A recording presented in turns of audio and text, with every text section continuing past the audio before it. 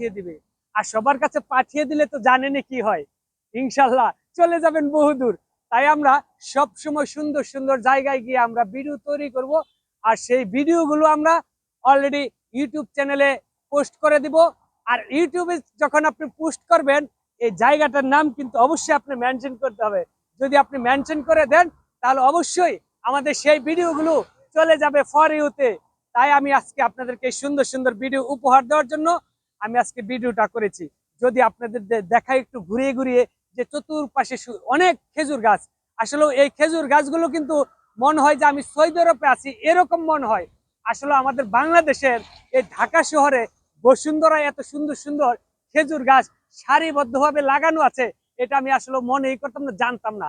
আজকে এই রাস্তায় আসার পর দেখি ভাই, এত সুন্দর সুন্দর সারিবদ্ধভাবে এত খেজুর গাছ দেখে ভাই আমার যে কি যে ভালো লাগলো।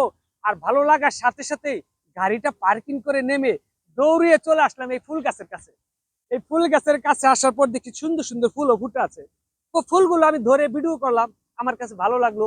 আর ওই দিকে একটু দেখায় যদি চতুর্দিকে যে কতগুলো খেজুর গাছ আছে, আপনি গুইনা শেষ করতে পারবেন না ভাই। আমি আপনাদেরকে যদি একটু দেখাই, এই দেখেন ভাই, গুইনা আপনি শেষ করতে পারবেন এত খেজুর গাছ, এত পরিমাণ খেজুর গাছ।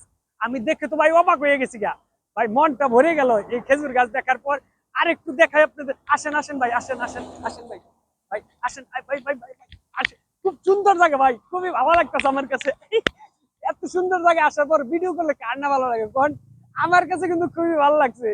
এই সুন্দর সুন্দর জায়গা যখন আমি পাই ভাই, আমি ভিডিও করতে কিন্তু ভুলি না, কোনোদিনও ভুলি না ভাই। একটু লন্ডন গেছে, এই দেখেন খেজুর গাছের অভাব নাই, খুবই সুন্দর সুন্দর খেজুর গাছ। আর এই খেজুর গাছের